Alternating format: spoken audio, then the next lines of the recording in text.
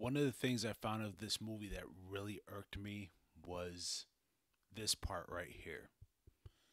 This little girl's high fructose corn syrup tear coming down her eye. That thing was thick. I have never seen a tear so thick in my life that did not break. But guys, I'm gonna be honest with you. That's how hard I had to look to find a flaw in this movie. Let's get into it.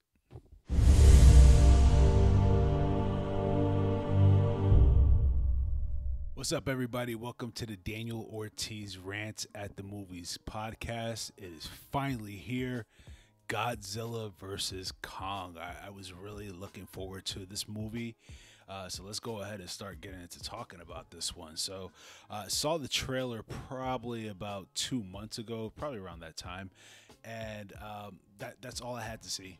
That's all I had to see. I was so excited after seeing that trailer. It was so deep and filled with so much CGI that I had to admit I was super happy, super giddy, but at the same time I was very cautious and scared as well because we've seen really good trailers that have ended with very terrible movies.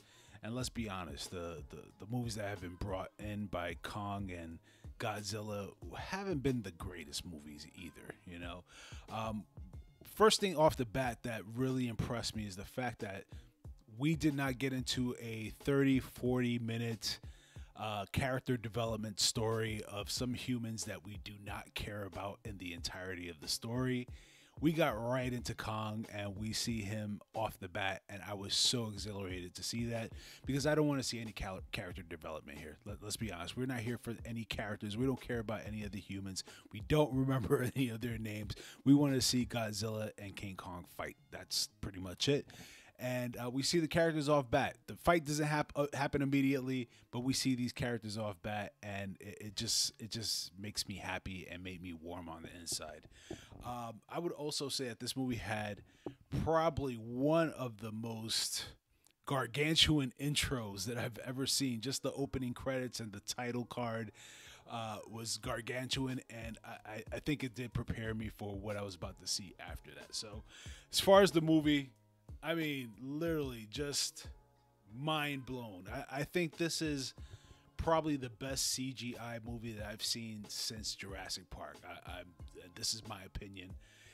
Whew, like the detail in this was crazy. The colors, the cinematography was beautiful. I felt like what they did in this film is that they added the warmth of the tropical nature of King Kong, and then kind of the darkness of Godzilla.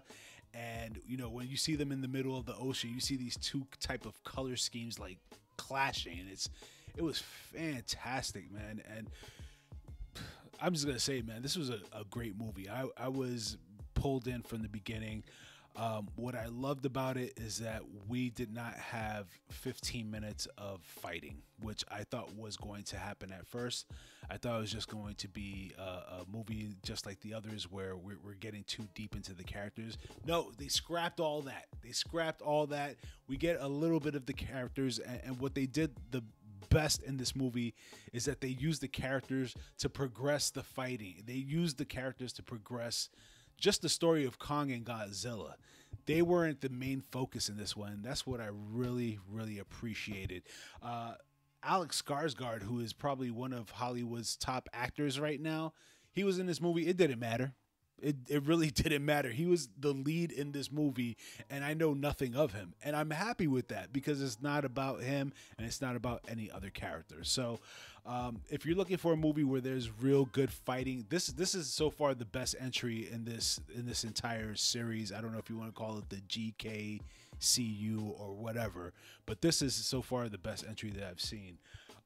Another thing is that I with Millie Bobby Brown, I thought that they did the whole divorce thing with her parents and them getting back together or whatever it was. It didn't work, and people were not focused on that.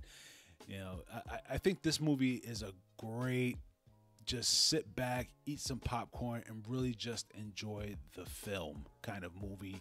It's not something that you want to overthink, because I can watch the movie and I've already watched it 1.5 times. I'm still gonna watch it again. It's that good. But it's the type of movie that you don't want to think too much about. You don't want to stop on every scene and break down. I know a lot of people that do YouTubes as well love doing that, but for me, it's just a movie to sit back and watch and just love. The CGI was absolutely incredible. Just the detail that they put into it. There's the first scene where we see Godzilla actually going through the water, coming up for the first fight. And I'm not spoiling anything here, but just the detail of when he came up for water and you can see the inside of his mouth and the fleshiness and the teeth, and it looks so real, man. It was absolutely incredible. I'm gonna go ahead and say that the trailer actually did it a ton of justice, and this movie just delivered on what it promised. Another thing that I was very scared about was some of the cliches that we knew were going to be in this movie. So, we knew that they were going to fight, but there was probably going to be a bigger fight. There's going to be a bigger threat that they'll have to team up for. And, the little girl that, Kong was a little bit soft on. We knew those cliches were coming up, and I thought that would just put a little bit of a damper on the movie. But actually, they handle it very well. I always feel that if you're going to do a cliche in a movie, there's no problem with that, but you need to bring some uniqueness in that cliche. In this one, the little girl was deaf. She couldn't hear Kong, and I could imagine that, yeah, Kong is a huge, huge titan that if you see it, you'll probably doo-doo in your pants. Let's keep it real. But with her, she, one of the things is that you hear Kong coming. It's loud. She didn't hear that. She was deaf, so everything that she heard, she knew of his presence was all through vibrations, and I thought that was kind of a cool entry. Another little cool thing, and this is spoiling it a little bit, but I'm not gonna lie, I thought it was a great ad for the movie, was the fact that the little girl taught King Kong how to sign. And so now King Kong can communicate with us. Godzilla always communicated with us by either destroying cities or not destroying cities. If he's not destroying cities, he's protecting us. If he's destroying cities, he's not protecting us. With King Kong, he actually was able to communicate with us. I thought that was a beautiful, beautiful entry into the series. And the little girl did a very good job. Her name was Kaylee Huddle, who played Gia. She was fantastic. I know I talked a little bit about the high fructose corn syrup tear coming out of her eye, but the only reason I mentioned that is because honestly, I just couldn't find any flaws in the movie. She was fantastic, and Millie Bobby Brown and the other characters kind of played more of a background role, as I mentioned before, and it was mostly to progress the story. But when it came to human characters, I would say that the little girl that played Gia was top notch, and also my man Brian Tyree Henry, who you may know as Paperboy from Atlanta.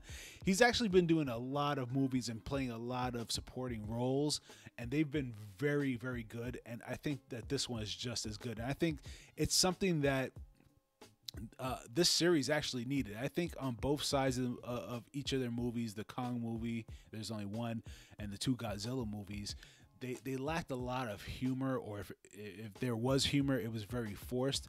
I think Brian Tyree Henry really brought an element of just natural humor.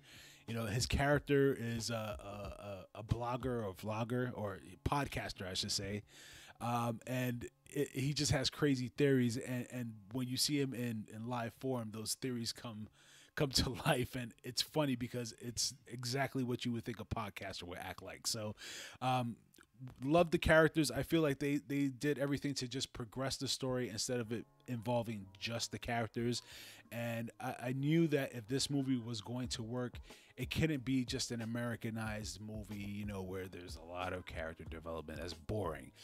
They would have to go almost the anime route, and I feel like they did that because there was a lot of death and destruction, and even though we didn't see a lot of humans dying, you knew that humans were dying here. There was no mistake. You will see a pile of rocks flying at some people. Even though we didn't see the aftermath, we knew that people were dying in this. I felt like it was a very good no-holds-barred match. The fight scenes were amazing. They also added another little piece that, there's a lot of science that goes behind it. But like I said, I'm not going to dissect that. But going into a new world, which was Kong's real home, that was almost in the center of the universe. Center of Earth. So I still thought that was an awesome dynamic. I felt that the little science that they gave us, I was eating it up. I said, yeah, that's good enough for me. But even the scenes there were just spectacular. The monsters that were there that they had to deal with. It was just, to me, a very good roller coaster movie. And I just loved it from beginning to end. And I just really couldn't find anything that I didn't like about the movie. I'm gonna go ahead and give this thing an A. I just had so much fun watching this movie. I want to watch it 2 or 3 more times and just enjoy the fight scenes again. Enjoy things that I may have walked away from. But dude, HBO Max is winning right now. They're winning. Their content that's coming out, the good is exceeding the bad, and this is one of the best ones. This was a great movie. If you haven't seen it, you're going to enjoy it. The little things that I mentioned here are not going to ruin the movie for you. And I'm going to go ahead and say it. I'm on Team Kong. I was always on Team Kong. This is a movie, a rivalry that I've known from when I was a little kid. This is even before I knew about comic books. Like, King Kong was my dude. And when Godzilla versus King Kong was a film that it didn't come out when I was a kid. I think it was before I was even born. I don't know. Maybe not. But this was a rivalry that we used to fight about in school, and I was always Team Kong. And I'm not gonna lie, I feel like he won. So we'll deal with that. But tell me what you think, man. Let me know if you liked this movie, if you didn't like about it. What flaws did you find? What annoyed you about it? Please like, share, and subscribe. Also comment, because I love hearing back from you guys. Follow me on Daniel Ortiz Rants on YouTube and on Instagram. And I'll catch you guys on the next one. Peace.